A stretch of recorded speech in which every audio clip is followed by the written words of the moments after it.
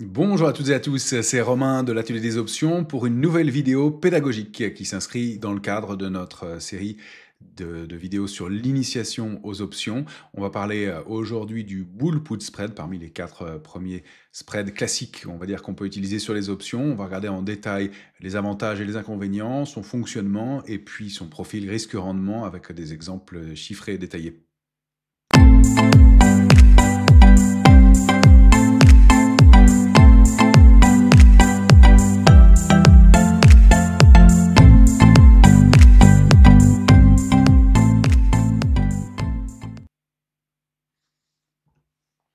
Alors le Bull Put Spread, c'est une stratégie créditrice. Elle porte aussi le nom de Put Credit Spread. Bull parce que haussier, put puisqu'on va utiliser uniquement des puts, des options de vente, et spread puisqu'on va utiliser deux positions d'options combinées entre elles, donc on va créer un écart. Cette stratégie, elle est créditrice. Et on va aussi, elle a aussi la vertu bien de permettre de connaître son risque maximal et son gain maximal dès le départ. C'est une stratégie combinée de deux options, de prix d'exercice différents, mais qui va se dérouler sur la même échéance. L'orientation de la stratégie, elle est neutre à haussière limitée. On attend un mouvement donc plutôt haussier, voire une stagnation du sous-jacent dans ce cas de figure. Les risques de la stratégie, c'est une baisse importante du sous-jacent. Dans ce cas-là, la perte maximale connue sera à supporter. Elle est moins rentable aussi, on peut le dire, que le bull call spread, mais on va voir qu'elle a des avantages par rapport à ce bull call spread. Puis l'autre risque qu'on peut évoquer, c'est le risque d'assignation si le titre, le sous-jacent, termine entre mes deux prix d'exercice, entre mes deux positions d'options. On va regarder ça juste dans un instant. L'utilité en revanche de la stratégie, c'est que gains et pertes maximales sont connus à l'avance. Elle a aussi une très forte probabilité de succès. On va le regarder avec le profil risque-rendement. J'ai 3 cas de figure favorables sur 4, donc un taux de réussite qui est assez important. Et puis, je bénéficie, grâce à la stratégie, de l'érosion du temps, donc de la valeur temps, et puis de la baisse de la volatilité implicite. Donc, c'est intéressant de le savoir pour la mise en place et l'utilisation de la stratégie. Alors, on va aller voir tout de suite le profil risque-rendement de la stratégie avec ce schéma classique du bull put spread. Le sous-jacent évolue donc en hausse tant qu'il va vers la droite, et puis le profil perte et gain que vous avez verticalement sur la gauche. On voit que, eh bien, pour commencer la stratégie, je vais commencer par vendre un put. Je vais le faire de façon liée avec le Pro Option Trader, mais la première base de la stratégie, c'est la vente du put avec un prix d'exercice plus haut que l'achat de put, pour lequel je vais choisir un prix d'exercice plus bas et qui va me servir de protection et déterminer la perte maximale de la stratégie en question. Alors on voit que le profil risque-rendement est intéressant et favorable, puisque si le titre monte, eh bien, je gagne le maximum. Si le titre stagne, je gagne aussi. Et même si le titre baisse un peu, eh bien, je suis toujours gagnant dans cette stratégie jusqu'au niveau de mon point mort. Alors le point mort, on le calcule de la façon suivante, c'est le strike vendu moins le crédit que j'ai touché dans cette stratégie. Je rappelle que c'est une stratégie créditrice. Puisque je vends un put de prix d'exercice plus haut que le put que j'ai acheté, je vais encaisser plus de primes que je ne vais en être débité en achetant. Et donc, c'est ce qui va me permettre d'avoir un crédit et donc de déterminer ce point mort, strike vendu moins crédit. La perte max, eh bien, c'est le strike vendu moins le strike acheté, moins la prime encaissée. Donc, je connais avec ce petit calcul tout de suite mon risque maximal quand j'ouvre ma position. Puis le gain max, eh bien, c'est la prime vendue moins la prime achetée. C'est le crédit que je touche dès le départ. J'utilise le mot crédit indifféremment ou le mot prime encaissée dans la stratégie. Mais c'est bien le gain de la vente d'options qui va me donner un crédit supérieur, encore une fois, au débit que je vais avoir en achetant ma protection.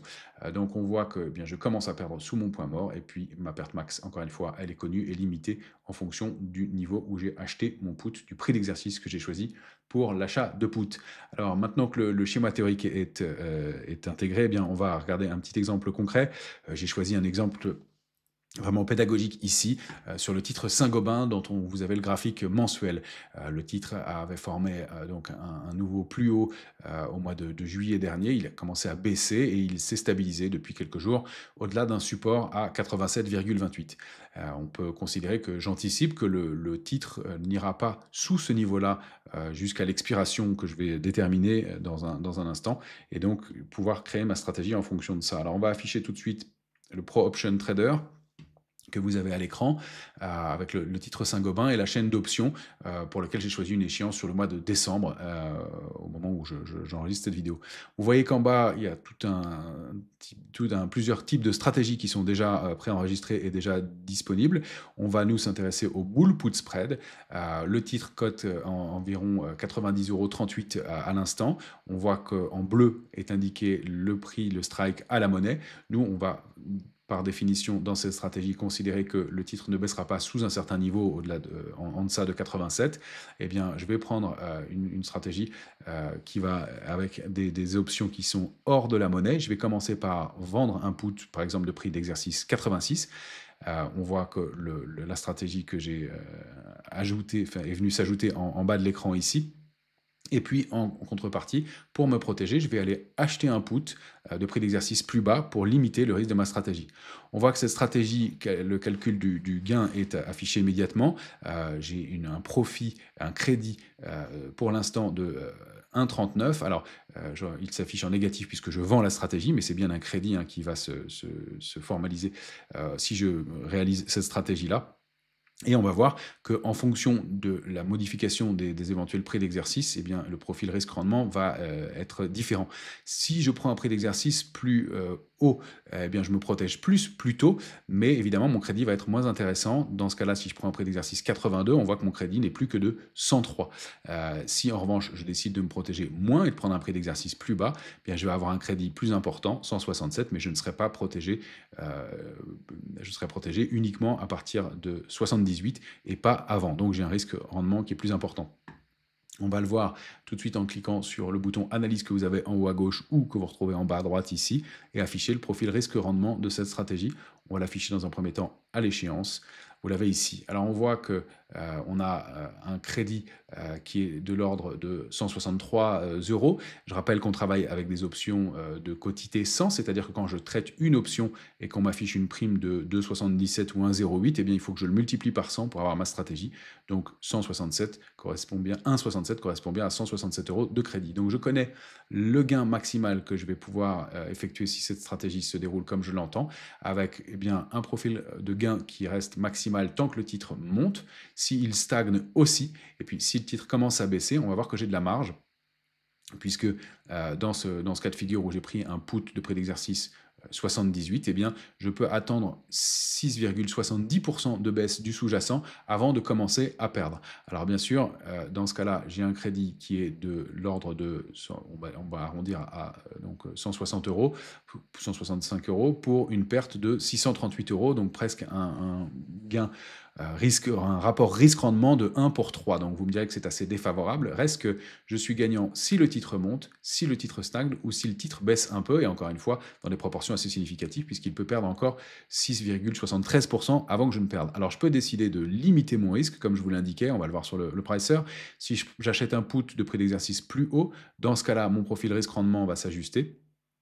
Et je vois que j'ai un petit peu moins de marge avant de perdre, plus que 6% avant de commencer à perdre sur cette stratégie, plus que 6% de baisse tolérable sur le titre avant que cette stratégie eh bien, ne commence à perdre. Mais en revanche, évidemment, mon gain est moindre puisque je gagne environ 100 € au mieux si mon scénario se réalise, c'est-à-dire si, encore une fois, le titre monte, stagne ou baisse légèrement.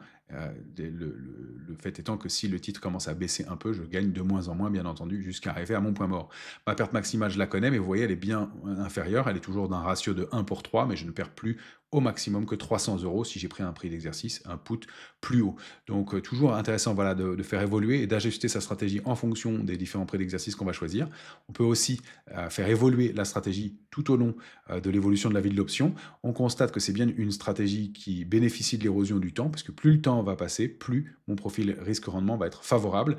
Donc à chaque jour qui passe, si rien ne change, bien ma stratégie va gagner de plus en plus. Et donc toujours intéressant de voir aussi si je décide de solder ma stratégie plus tôt, et bien à partir de quel moment et quel gain potentiel je pourrais avoir grâce à celle-ci.